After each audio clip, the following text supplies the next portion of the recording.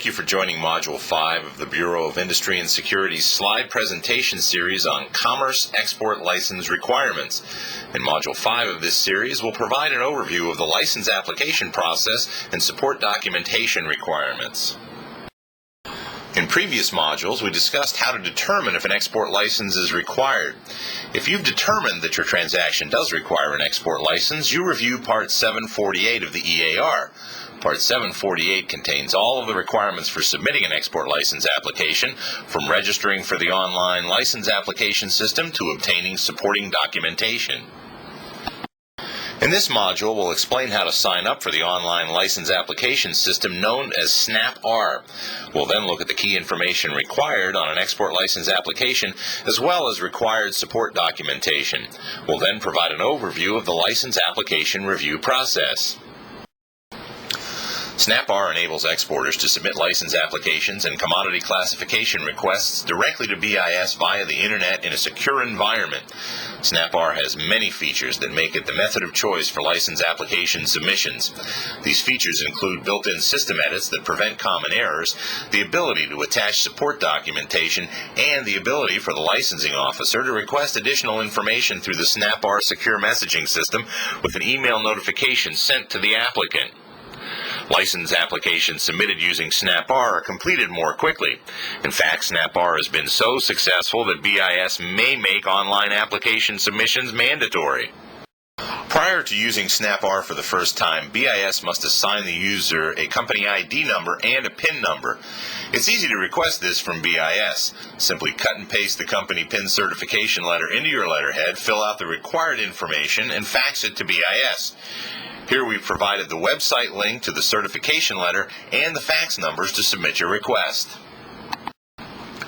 In approximately 5 business days, BIS will call you with your company identification number and personal identification number. With this information, you can then log into the SnapR system, set up your account, and submit your license application.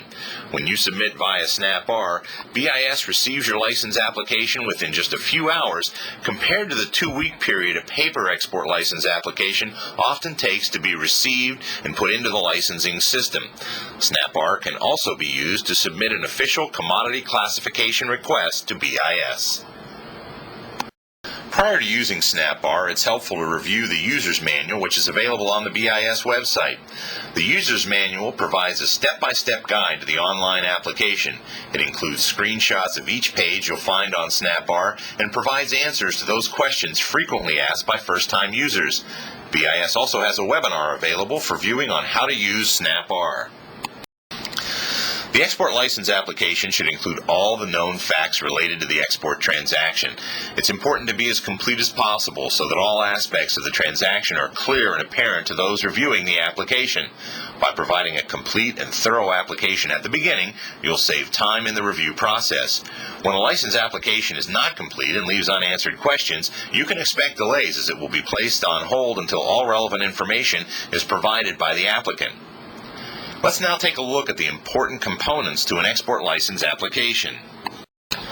It's important on an export license application to correctly identify all parties involved and their role in the transaction. Parties include the applicant, purchaser, and ultimate consignee, and may also include an intermediate consignee and end users.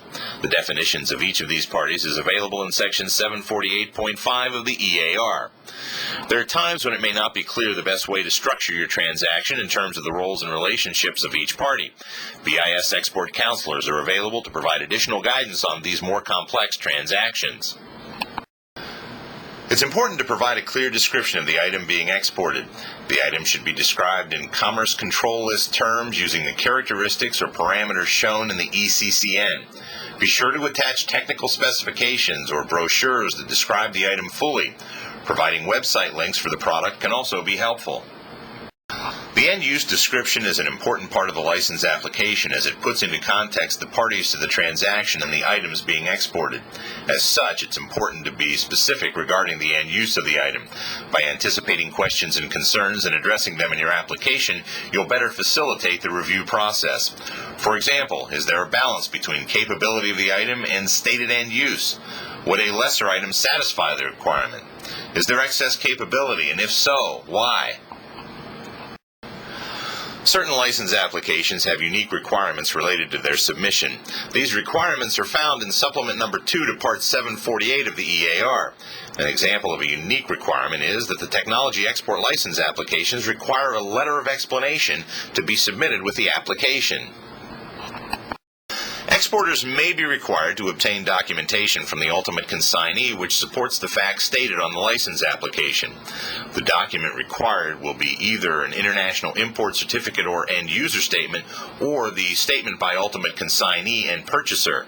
These documents are representations from the government of the importing country or from the ultimate consignee and or purchaser regarding the final disposition of the exported items.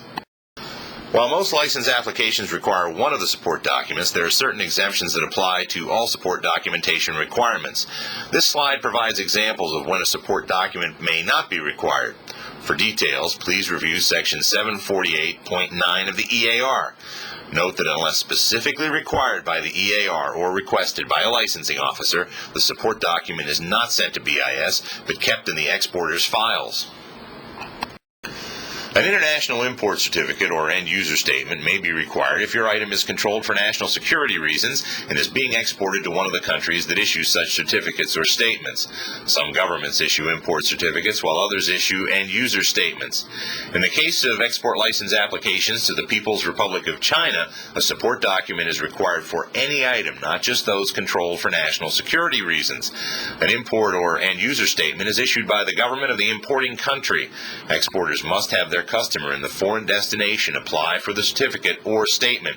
A list of these government issuing authorities and their addresses is available in Supplement Number 4 to Part 748. In most cases, the certificate or statement is not required if the dollar value of the transaction for the item is $50,000 or less. There is no longer any requirement to submit import certificates and end-user statements with the license application, but they must be kept on file.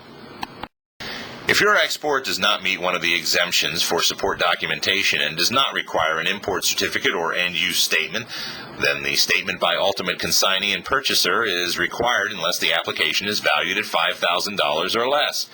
If the ultimate consignee and purchaser are different, two separate statements must be obtained. The statement can either be submitted using Form BIS 711, which is available for download on the BIS website, or it may be included as a statement on company letterhead in lieu of Form BIS 711, provided that the ultimate consignee and purchaser include all of the required information on the statement. A license application initially undergoes review by a licensing officer or engineer at BIS. Within 9 days of receipt, the license is referred out to other reviewing agencies, typically the Departments of State, Defense, and Energy. These agencies are able to offer their unique perspectives to the review of the transaction. A license may be approved in whole or in part, or further limited by conditions or other restrictions. Most license applications are approved with conditions. At times, a license application may be returned without action due to insufficient information. Those applications that involve national security or foreign policy concerns that cannot be resolved may be denied. Once a license is issued, it's normally valid for 24 months. The license authorizes only a specific transaction or series of transactions as described on the license. If the facts to the transaction change significantly prior to export, a new license may be required. Certain non-material changes do not require the submission of a new license application. Details are available in Section 750.7 of the EAR. In Module 5, we familiarized you with how to sign up for the SNAP-R system. We looked at the important components of an export license application and what type of support documentation is required. We also considered the review process of a license application. In the final module of this series, we'll review export clearance requirements under the EAR, destination control statements, responsibilities of parties, and record-keeping requirements.